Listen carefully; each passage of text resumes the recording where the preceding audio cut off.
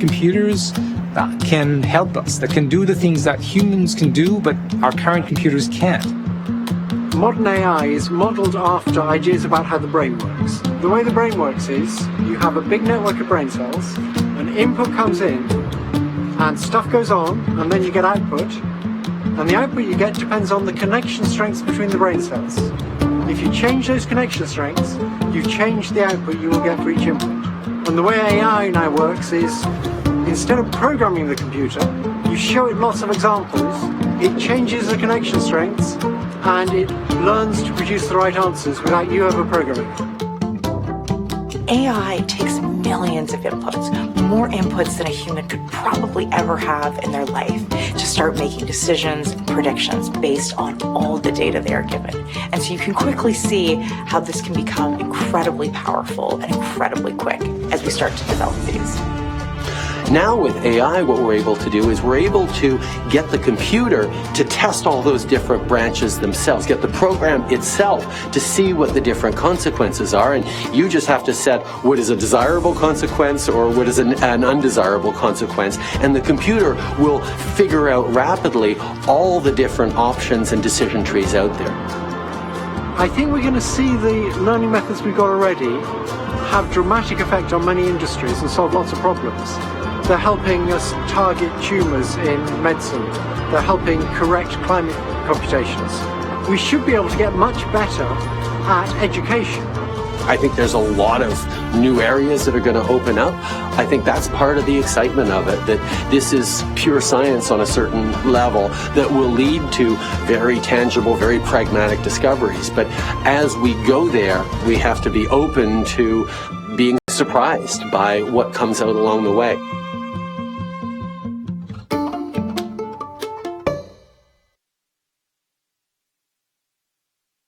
Please welcome Stephen Woods.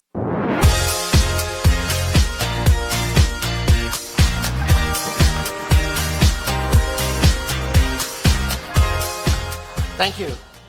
I'm honored, very honored to introduce our next guests. One is the leader of my country, and the other is the leader of my company. No pressure. For a little more than 10 years, I worked in Silicon Valley, where I created and ran a few startups. I made some good bets during those years. I made some bad bets too. But nothing for me has paid off, quite like my bet to return to Canada in Kitchener-Waterloo just over 10 years ago to oversee Google Canada's engineering operations. Basically, at that time, I was going long on Canada. And today that bet is paying off in many, many ways. Canada is a global leader now in artificial intelligence, the technology that's going to change our world the way the combustion engine changed it before. And this is not by chance. There are so many pieces coming into place for our country and our communities that are responsible for this moment we're here to discuss today. Last week, Eric Schmidt sent out a series of tweets on how countries in our country need to place their own bets when it comes to research and development.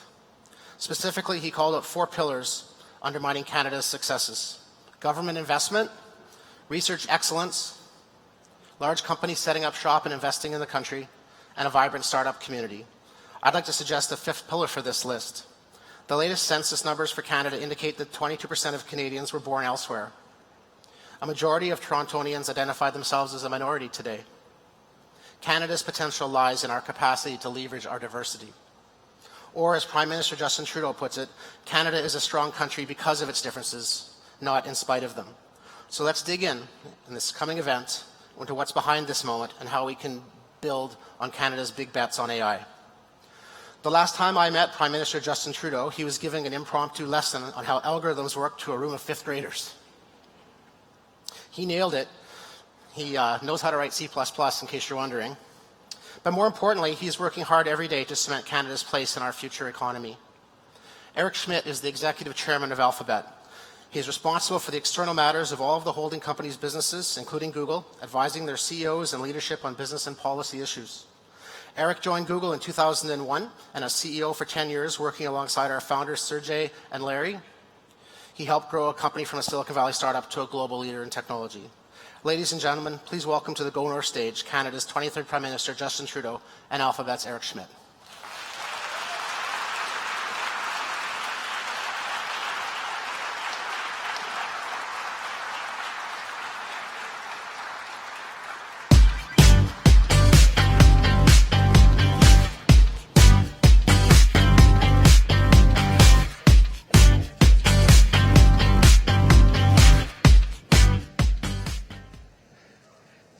Morning, everyone.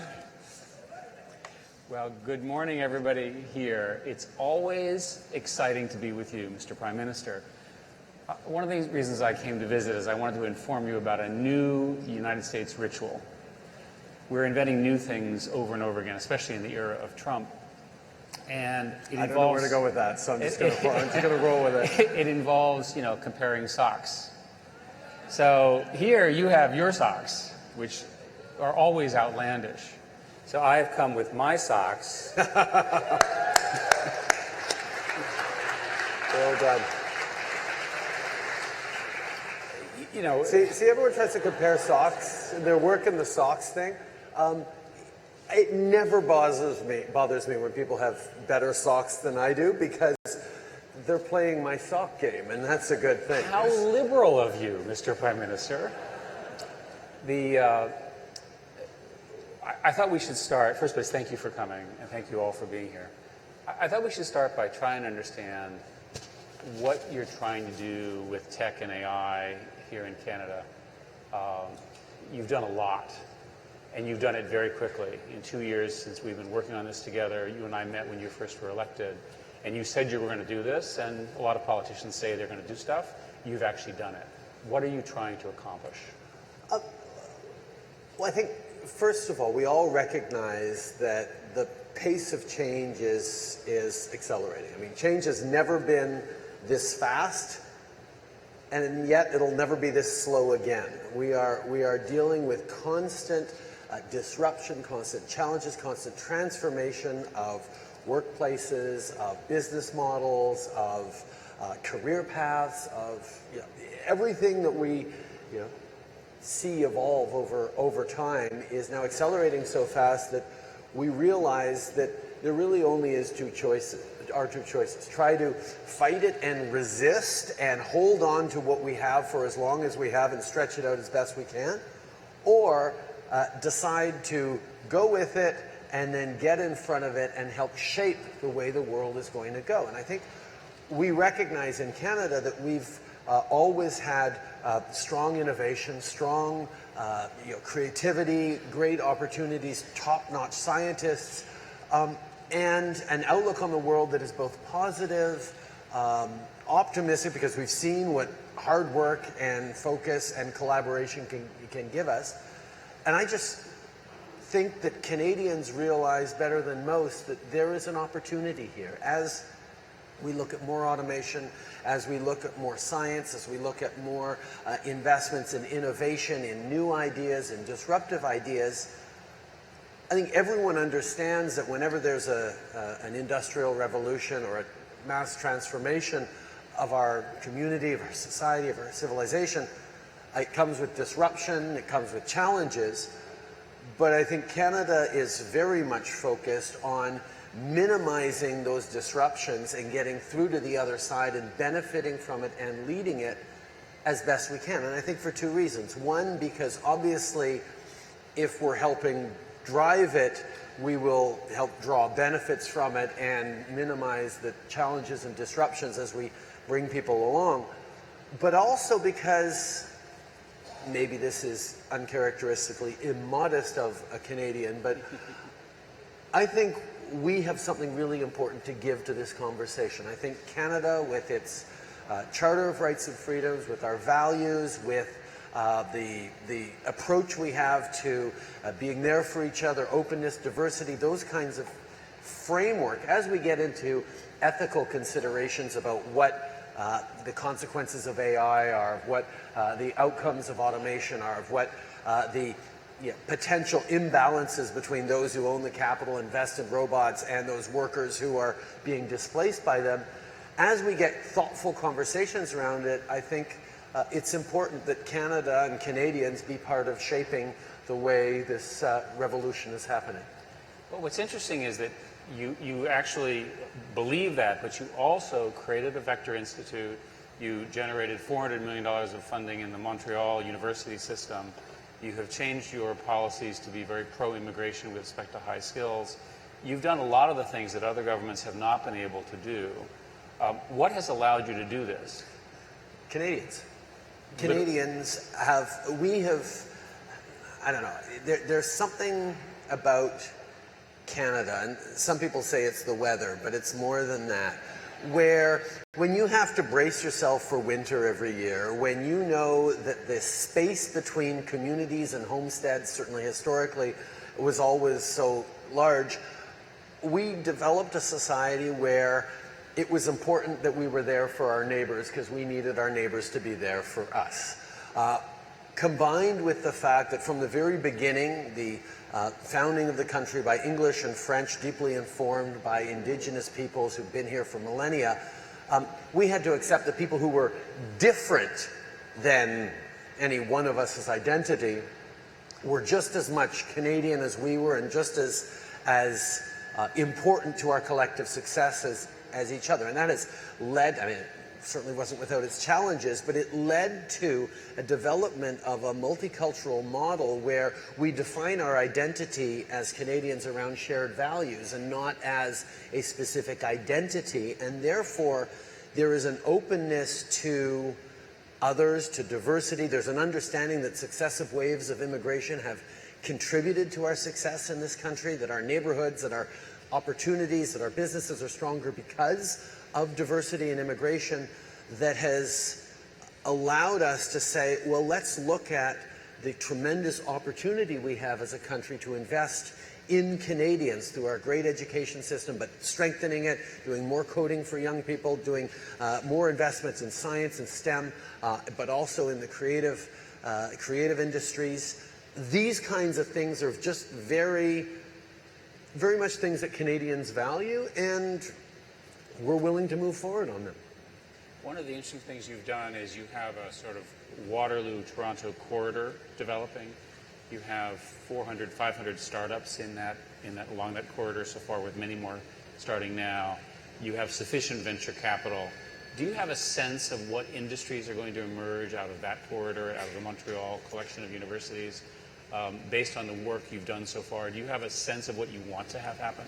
Well, I think, first of all, recognizing that corridor, recognizing what Waterloo has been able to develop, quite frankly, recognizing that we were tired of watching Google poach away our best graduates from University of Waterloo and suck them down to California. They're really, really good. We started to see over the past years people coming back from Silicon Valley, people realizing that there was in itself being closer to the pipeline of raw talent that Canadian universities produce, the extraordinary advantage that comes from our immigration policies, and the search for good places to invest global capital, whether it's angel or venture or just investment capital, realizing that Canada offers a stability and an opportunity and a growth potential that is extraordinarily exciting, means that instead of losing all our brains, at least for a few years, to go down south before they come back and realize that it's better to start a family here and build a future in Canada, we're actually seeing a lot of people come to Canada and invest in Canada and realize that this is an ecosystem worth building up. Now, as to what it's going to give, I think I'm as excited as anyone else to say that we're not entirely sure. But I know that investing in innovation, investing in Canadians' capacity to be creative, to figure out solutions, to work together, to challenge each other, to challenge the world in a way that is both uniquely Canadian and an advantage on the marketplace is really exciting. So I don't think it's up to us to pick specific winners, but I think saying we're going to invest in quantum, we're going to invest in AI, we're going to invest in robotics, we're going to invest in the kind of high value, high quality, innovative, creative, groundbreaking areas matches what our Canadian education system, our Canadian entrepreneurial ethos, and our Canadian search for being relevant in a positive way on the world stage fits in very nicely. So it's interesting, by the way, that the Waterloo-Toronto corridor has the highest density of startups outside of Silicon Valley in the world. So it gives you a sense of the potential of what you're trying to do here. Now, to somebody from the US, there's a number of notably different strategies that you're taking. The most obvious one is on immigration. I was studying this. 22% of Canadians say that they're immigrants. The equivalent number in the US is around 12 or so percent. And you've just announced that you're going to allow 1 million additional immigrants over 3 years, and that number has been slowly increasing over time. If you did that in the United States, right, it would be like a riot. So why is it different here? I think Canadians have always understood that having people come to Canada and ensuring that they have a pathway to success is the story of how we got successful. And it's the story of how the United States got successful as well. It used to be, absolutely. It was the story of the Statue of Liberty of Ellis Island, where the way we have Pier 1.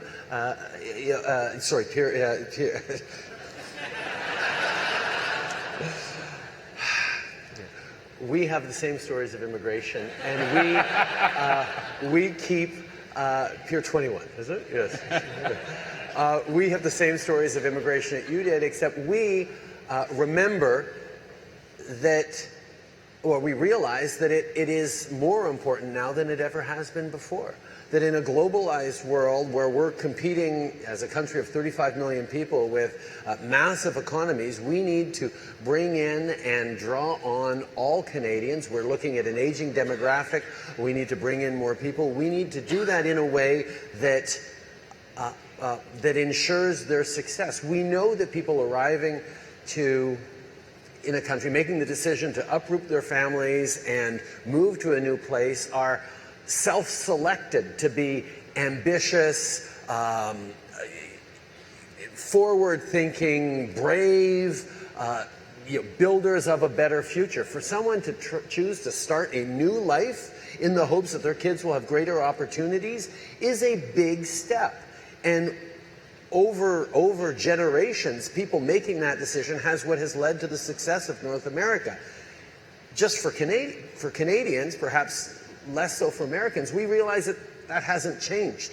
We continue to need to draw in people from around the world and give them pathways to success. And that pathway to success for them, for their family, will lead to success for their community and for our entire economy. So not only are we investing in increasing immigration, we're also investing in increasing integration and immigration services and support so that people can learn the language skills they need to succeed, because perhaps generations ago you could come with not much of an education, not many language skills, work hard and build success for yourselves and your families.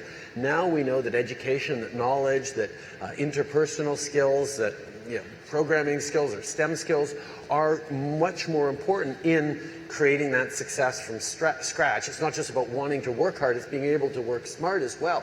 So making sure we're investing in those pathways to success is an integral part of our immigration system, and we're going to continue to do that.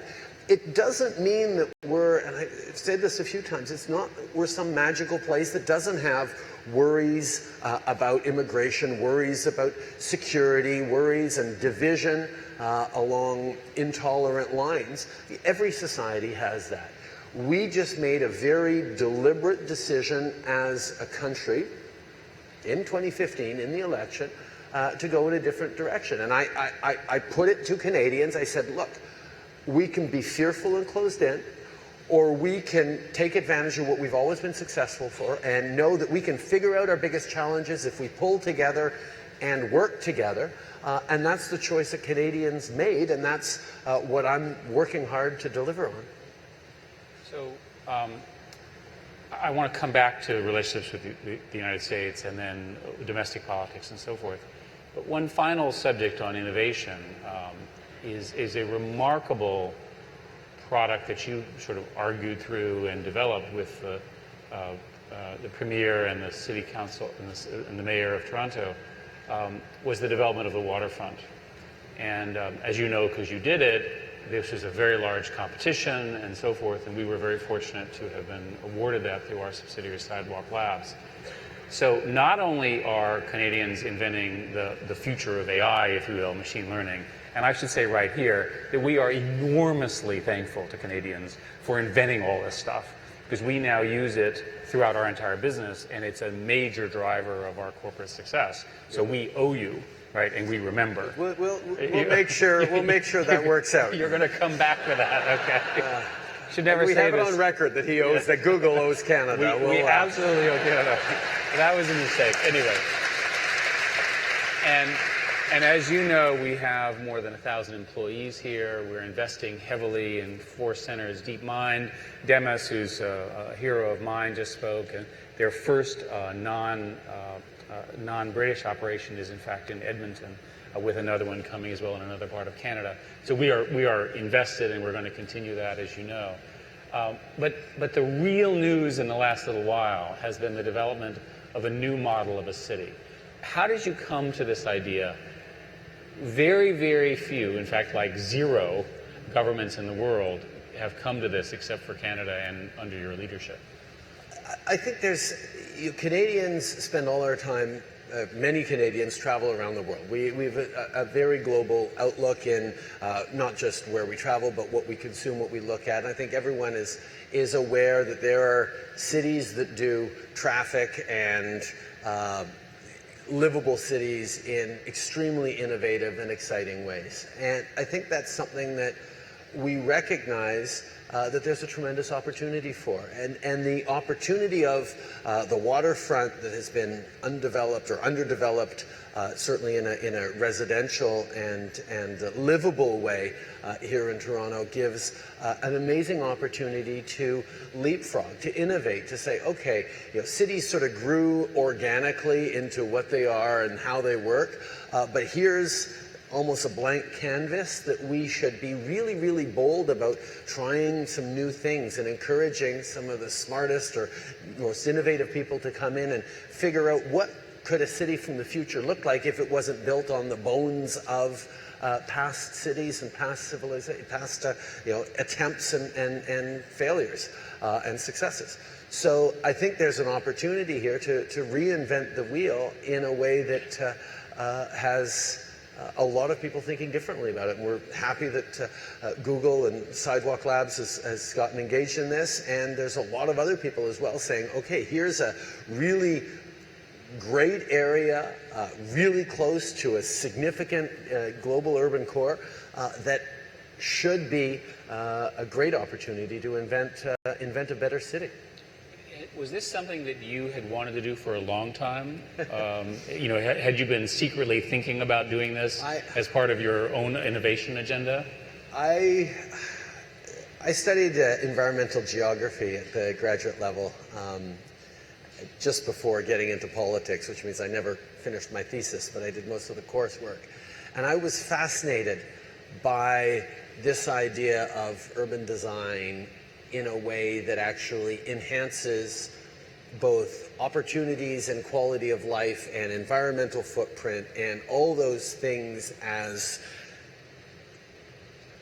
really important levers for what I've always seen as an advantage. I mean, I'm a Montrealer, and I watched through the 70s and early 80s as a lot of great people from Montreal moved to Toronto.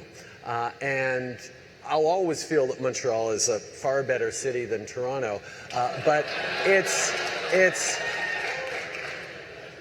a harder argument to make now. Because Toronto is extraordinarily exciting, but Montrealers, we cling to, yes, but Montreal has a level of culture and a quality of life and a je ne sais quoi. But the fact is, as has been pointed out on restaurants, on culture, Toronto is doing of course, I just say it's because so many Montrealers moved here that we finally shaped the place. But it has, the impact that Montrealers had on Toronto is minimal compared to the impact of people coming from across the country and around the world and building an extraordinary city here. But that idea that quality of life, that there is something where Canada in general and our great cities specifically can compete with anywhere in the world to say, come live here. It's a great place. We're world class in the quality of life and the approach. Even winter just makes you appreciate the summer more. Don't worry about that. This kind of narrative is something that I think fits right into where Canada can be. We'll never have the biggest economy in the world or the biggest army or the most commercial or cultural might of anyone in the world. But can we be a place that people say, yeah, they get it right, and I want to be part of that, and there's a quality of life, and there's a good living there? That lines up not with something that I've done over the past 2 years, but the way Canadians have always seen ourselves, and looking at how we develop better cities when we're already the most urbanized country in the world. I mean, we think of Canada as a big space of northern lands, but 4 out of 5 of us live in cities. We're over 80% and growing urban. The global average is a little bit more than 60%, and it's growing to 70% of people moving to cities. So part of our idea was we've got to get city living right, which means it has to work, it has to be safe, education has to work, people have to be able to work together and live together, and Canada, of course, is a perfect model for that. And for the record, Mr. Prime Minister, we invest in both Montreal and Toronto. Yes. Okay, so we're clear. But he's also pointed out they need to invest more, and I'm going to hold him to that. Do you, again, this may be the uniquely Canadian aspect of it. One of the things that you did is you created something called Waterfront Toronto, which unified the authority from yourself all the way down. I think that's part of why it has worked so well up until now. In my experience traveling around the world and dealing with other governments, there's usually a lot of internal tensions that prevent any form of progress. Is that a Canadian model? Is that something that you just said, let's do this, because otherwise it will take decades? I mean, traditionally, the federal government doesn't have a big role in municipal planning or municipal projects, except often around waterfronts.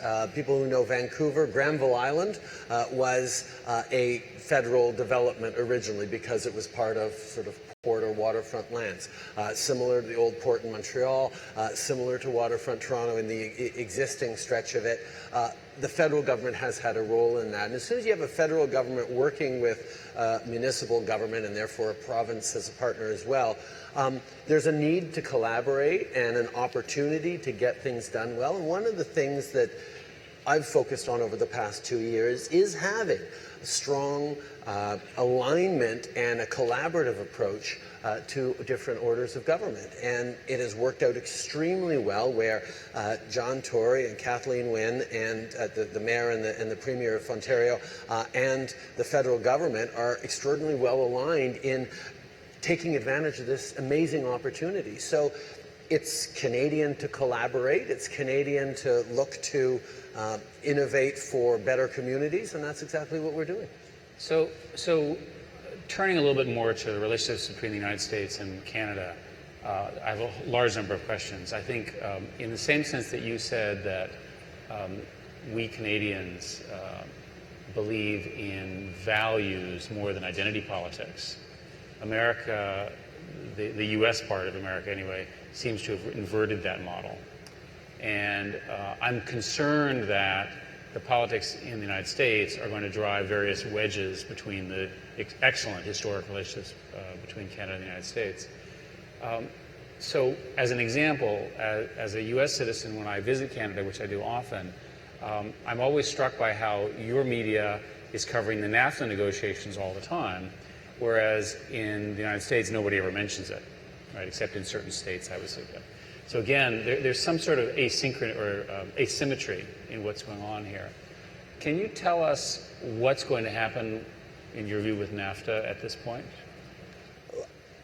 I think by the way, it's worth saying that NAFTA has been enormously successful for both countries.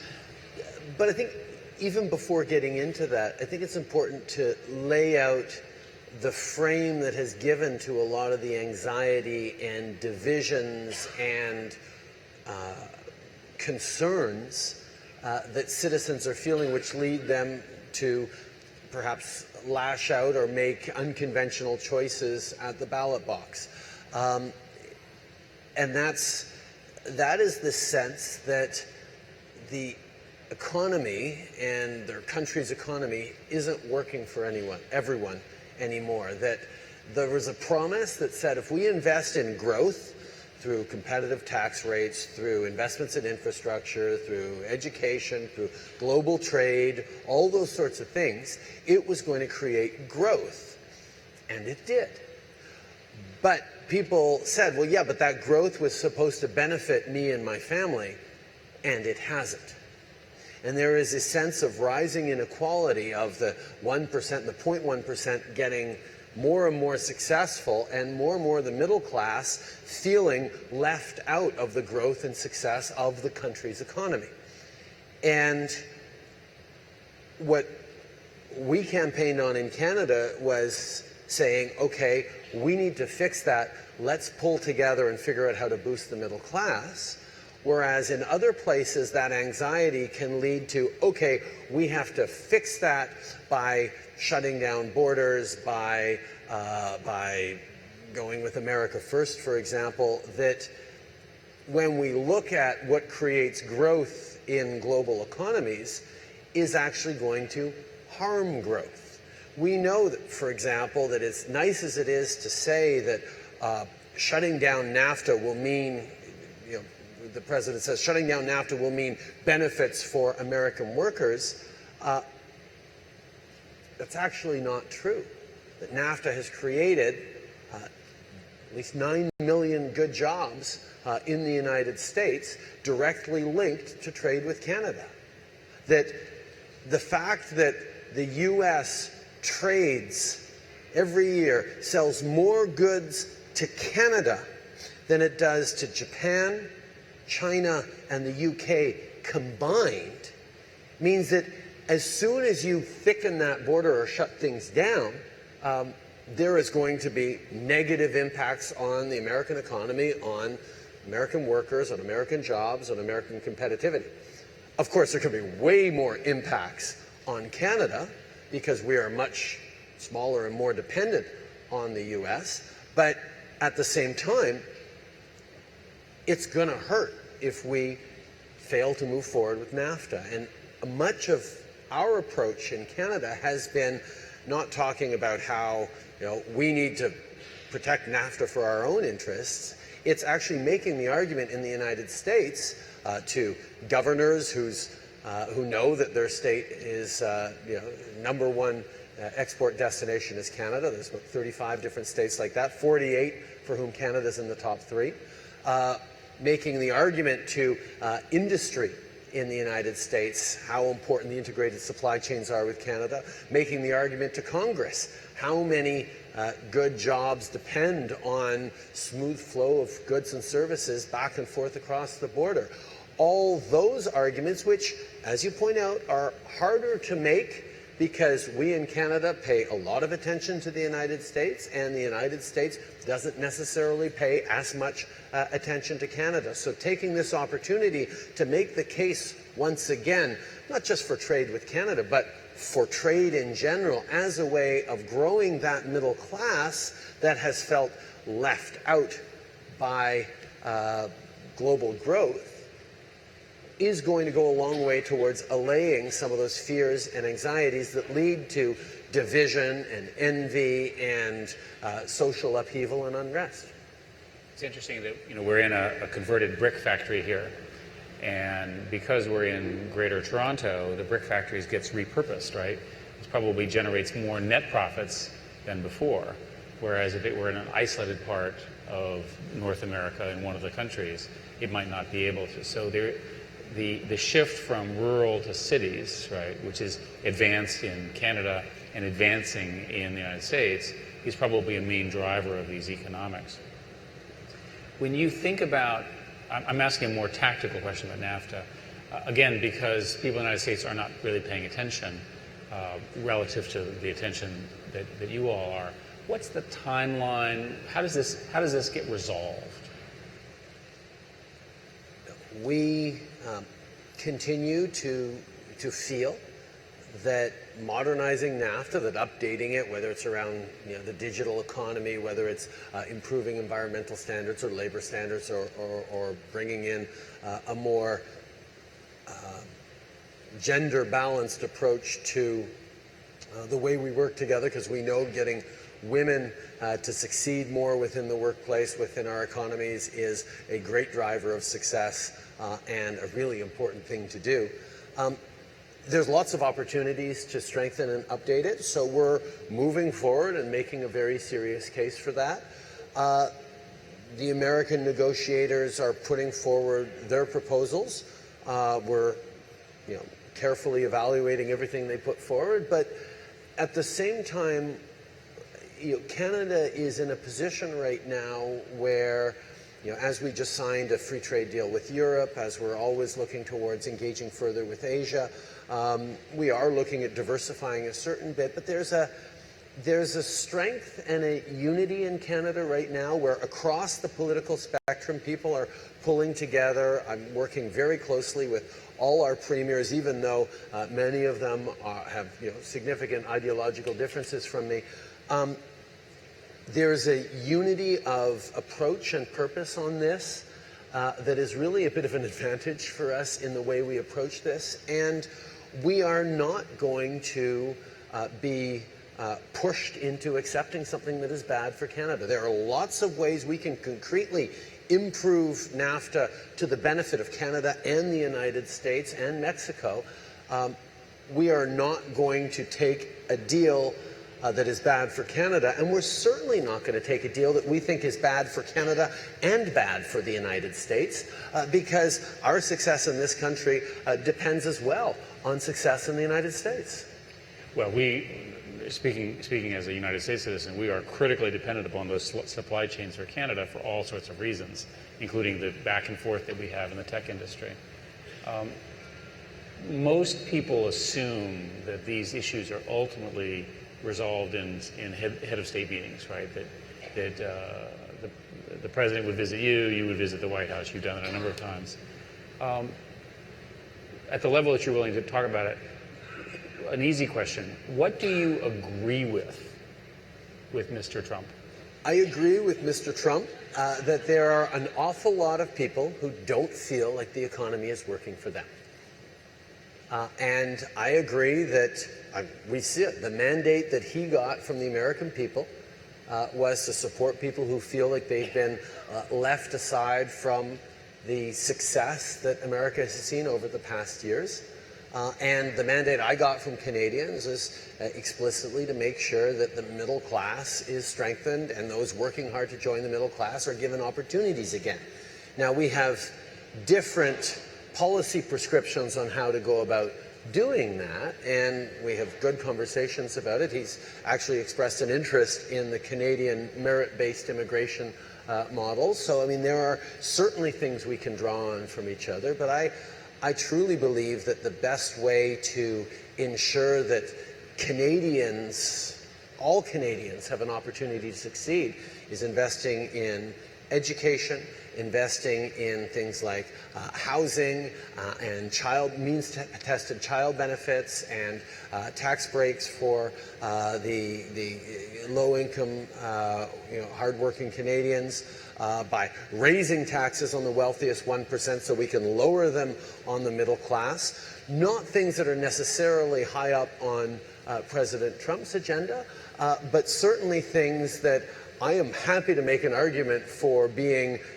successful. And what we've seen for 2 years in Canada of having invested in infrastructure, which is something we do agree on with our neighbors south of the border, but also putting more money directly in the pockets of the people who need it, is suddenly we have the fastest growing economy in the G7. We've created about 450,000 new jobs over the past 2 years, which is a record for us, most of those being full-time jobs. These are markers that show that we're on the right track in terms of saying if everyone is more confident and more engaged in our collective success, there's an acceleration principle that means we're going to do great.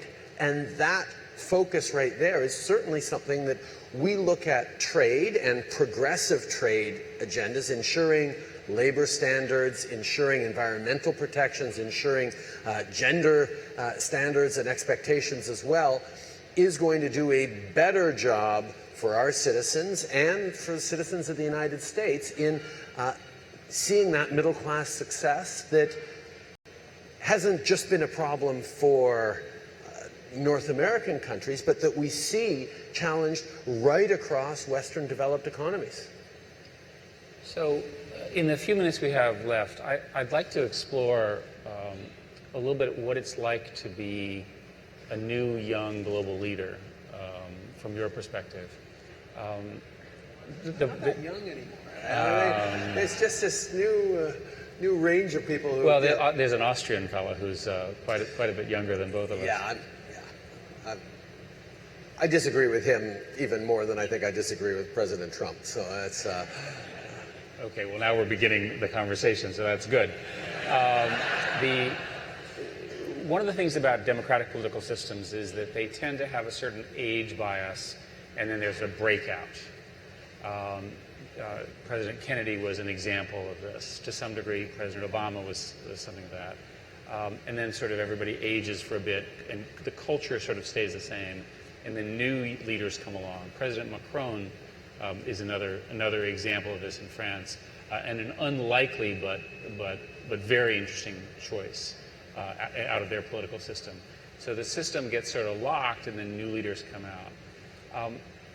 Do you have an opinion about how you differ from the generation that preceded you of leaders here? A typical analysis would be digitally native, far more global, far better educated, all of those kinds of things. How does it feel when you're in the meetings? When I was at the G7 meeting, I won't say who, but I was giving a speech, and one of the G7 presidents was so old he fell asleep during my speech, which may have been a comment about my speech, but is more likely a problem of age. I'm not touching that one. You said digitally native. I'm not digitally native. I'm a Gen Xer. We didn't grow up with the internet. We helped invent the internet. We developed the way it would get used. I mean, I was the last generation of pre-Google university students. I was, we still look for things in libraries. When I was a teacher, we were just coming into how you'd take the computer lab out of the computer lab and start putting it into classrooms, or teaching young people how to be more powerful users of technology. So we're sort of the transition. We knew how it used to be. We see how it is now, and we've thought about that bridge. So I think this generation is going to be very important in helping keep what was good about before and not lose it as we deal with this generation that is just looking forward almost exclusively. But one of the keys to the generational change that I was a part of was actually drawing on much younger people than I in our political campaign, reaching out to millennials, reaching out to young people who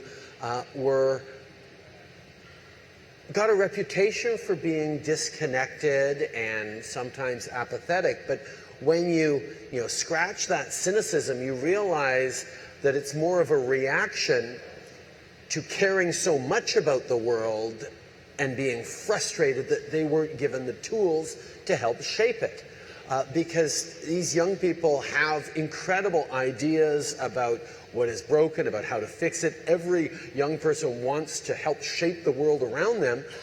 And we as a political party really made a deliberate effort to reach out to fold them into politics, not just as door knockers and envelope stuffers, of course they did that too, but as drivers of policy, of innovation, of being part of shaping not just the substance of the conversation we were having, but the way we were having those conversations. And as we fold in the next generation of young people, I think we'll one of the results of the pace of change we're facing is I don't know that there will be big leaps. I think there will be a better range, and I'm quite delighted that I will be one of the, in my mid-40s, it makes me the older of the three main party leaders.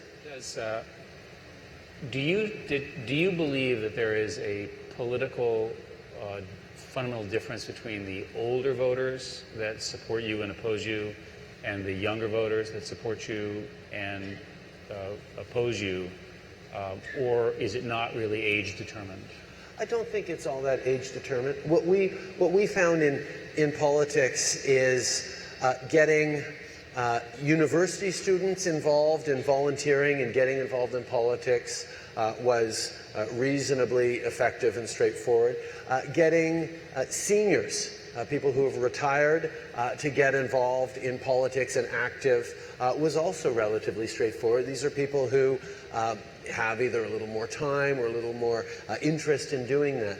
People who are in the thick of their careers and family and soccer practice and everything didn't have as much time to devote to the active engagement in politics that so much of the machinery of politics, of door knocking, of conversations, of rallies, all those things necessarily had. And I found actually that pairing of young people and seniors talking about the way the world is, the way the world can be, young people thinking about the future, seniors thinking about legacy and about the way the world could be, and drawing on all their lived experiences to try and avoid some of the mistakes that happened in the past, was an extremely potent combination. And